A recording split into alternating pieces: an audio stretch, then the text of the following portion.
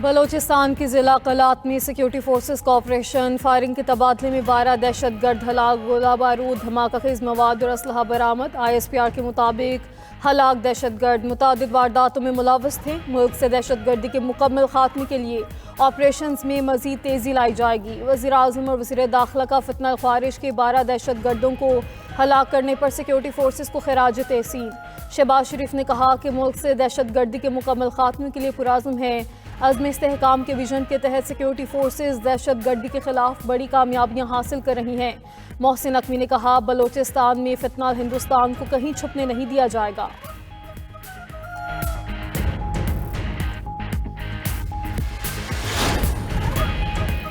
مسلح افواج کے خلاف پروپیگنڈا کسی صورت قبول نہیں، ریاست کو کمزور کرنے والا بیانیہ ترک کرنا پڑے گا، ہمیں اپنی سیکیورٹی فورسز کے ساتھ کھڑا ہونا ہے۔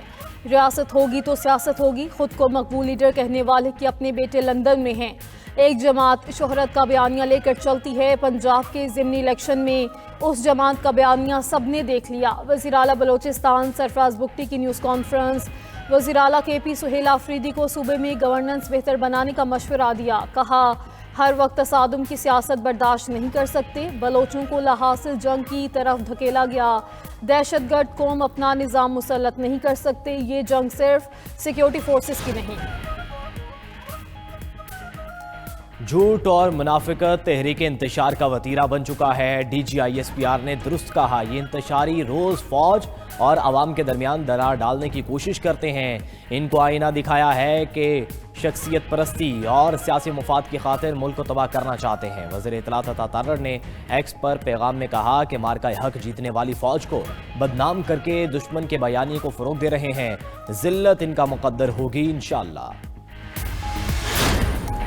ٹکراؤ کی سیاست نہیں چاہتے، اینٹ کا جواب پتھر سے نہیں دیں گے۔ بانی نے کہا پاکستان ہمارا ہے، فوج بھی ہماری ہے، کچھ لوگ لڑوانا چاہتے ہیں، ایسا بالکل نہیں ہوگا۔ چیئرمین PTI بیرسٹر گوہر کی پریس کانفرنس، سلمان اکرم راجہ بولے بانی PTI سیکیورٹی تھریٹ نہیں۔ اسد کیسر نے کہا مسترد لوگ کہتے ہیں بانی سے ملاقات نہیں ہوگی۔ شوکت یوسف زئی نے پریس کانفرنس میں کہا ملک کو معاشی بحران کا سامنا ہے، جمہوری قوتوں کو موجودہ صورتحال کا سیاسی حل نکالنا ہوگا۔ وزیر اعظم شہباز شریف کی جاتی عمرہ میں صدر مسلم لیگ نون نواز شریف سے اہم ملاقات، ملکی موجودہ سیاسی و معاشی صورتحال پر تبادلہ خیال۔ ملاقات میں وزیر اعلیٰ پنجاب مریم نواز بھی شریک تھیں۔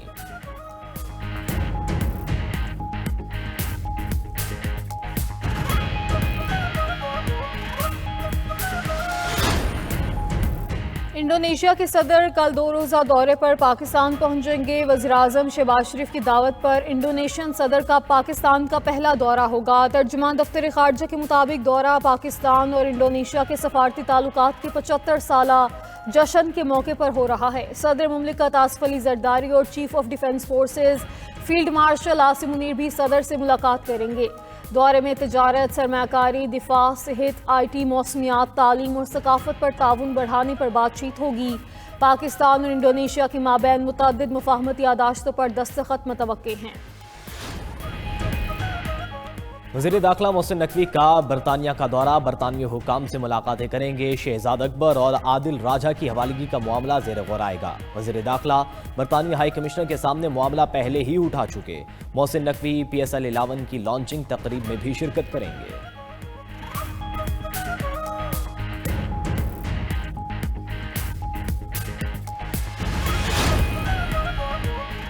وزیر اعلیٰ پنجاب مریم نواز کا M2 Ravi toll plaza river training works کا دورہ، پروجیکٹ پر پیش رفت کا جائزہ لیا۔ وزیر اعلیٰ مریم نواز کی راوی سٹی میں ترقیاتی کام تیز کرنے کی ہدایت۔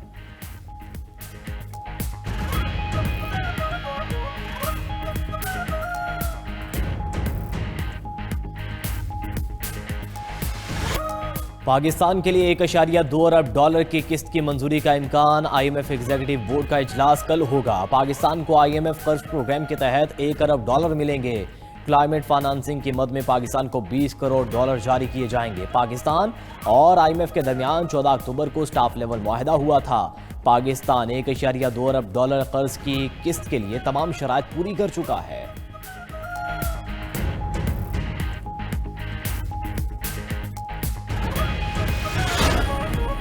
پاکستان کو جدید دفاعی ٹیکنالوجی کا پیداواری مرکز بنانے کا عزم، ترکیہ جنگی ڈرونز تیار کرنے کے لیے پاکستان میں مراکز قائم کرے گا، ترک اسٹیلتھ اور جدید ڈرون پاکستان میں تیار کیے جائیں گے۔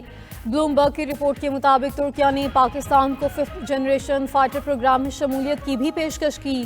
ترکیہ خفیہ جنگی صلاحیتوں اور طویل پرواز کرنے والے ڈرونز اسمبلنگ کے لیے پاکستان برآمد کرے گا۔ مشترکہ پیداواری معاہدے کے تحت ترکیہ پاکستانی بحریہ کے لیے جدید بحری جنگی جہاز بھی تیار کر رہا ہے۔ اقدام کا مقصد مشرق وسطی اور بین الاقوامی دفاعی منڈیوں تک رسائی حاصل کرنا ہے۔ پرفارمنس میں سندھ کا مقابلہ کسی صوبے سے نہیں پوری دنیا سے ہے۔ سندھ حکومت کسانوں پر 56 ارب روپے خرچ کر رہی ہے۔ دنیا کا سب سے مہنگا علاج سندھ حکومت مفت کر رہی ہے۔ وزیر اطلاعات سندھ شرجیل انعام ممن نے کھلی کچہری سے خطاب کیا، کہا 1 ماہ میں ٹنڈوالا یار سے حیدرآباد تک پیپلز بس سروس شروع کرنے کا اعلان کیا۔ کہا منشیات کا خاتمہ پورے ملک کے لیے چیلنج بن چکا ہے۔ منشیات فروش کرنے کے لیے کوئی چھوٹ نہیں، عبرتناک سزا دی جائے گی۔ پی ٹی آئی نے عوام سے جھوٹ اور فراڈ کیا، جنہوں نے جھوٹے وعدے کیے انجام عوام نے دیکھ لیا۔ نواز شریف نے عوام سے کیا ہر وعدہ پورا کیا۔ مریم نواز نے عوام کی جان قبضہ مافیا سے چھڑائی۔ سینئر صوبائی وزیر مریم اورنگزیب کا کوٹلی ستیا میں جلسے سے خطاب، کہا دنیا آج پاکستان کی طرف دیکھ رہی ہے۔ شہباز شریف کے دور میں عالمی سطح پر پاکستان کا وقار بلند ہوا۔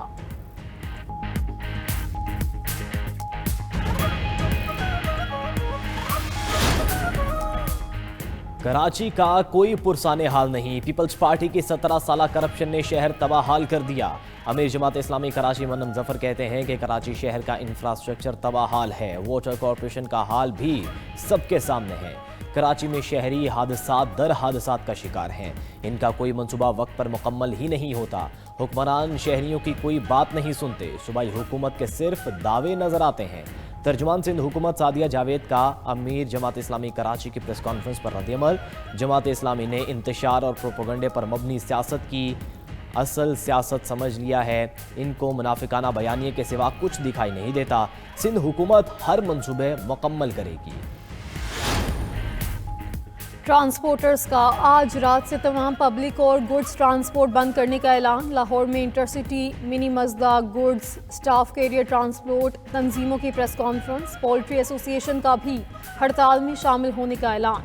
ٹرانسپورٹرز اور محکمہ ٹرانسپورٹ کے افسران کے درمیان مذاکرات۔ پاکستان ٹرانسپورٹ متحدہ ایکشن کمیٹی نے چارٹر آف ڈیمانڈ پیش کر دیا۔ پاکستان ٹرانسپورٹ متحدہ ایکشن کمیٹی کا ٹریفک جرمانوں میں حالیہ اضافے کا قانون خواتین اور بچیوں پر مظالم کا الزام۔ آسٹریلیا نے افغان طالبان حکومت کے 4 عہدیداران پر مالی اور سفری پابندیاں عائد کر دی۔ محمد خالد حنفی، محمد ندیم، عبدالحکیم شرعی اور چیف جسٹس عبدالحکیم حقانی کے نام شامل۔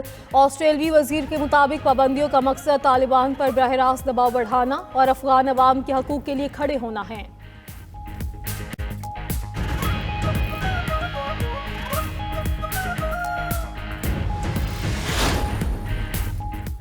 امریکہ کا 2 لاکھ افغان باشندوں کو ملک بدر کرنے پر غور۔ بائیڈن دور میں 2 لاکھ کے قریب افغان پناہ گزین امریکہ آئے۔ سینئر مشیر امریکی محکمہ جنگ شو شیلڈن کا کہنا ہے کہ افغانیوں کی ممکنہ ملک بدری پر وائٹ ہاؤس میں بحث جاری ہے۔ رپورٹ ماضی کی انتظامیہ کے غلط فیصلوں کو بے نقاب کرے گی۔ سابقہ حکومت نے دشمنوں کو ملک میں داخل ہونے کی اجازت دی۔ یہ ناکامیاں نیشنل گارڈ کے حالیہ قتل سے براہ راست منسلک ہیں۔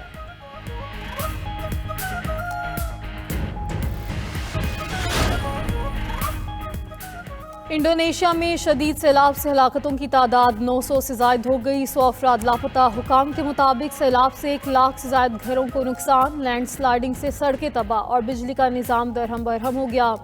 وسط ایشیائی ممالک Sri Lanka, Thai land, Malaysia اور ویتنام میں ہلاکتوں کی تعداد 2000 سے زائد ہو گئی۔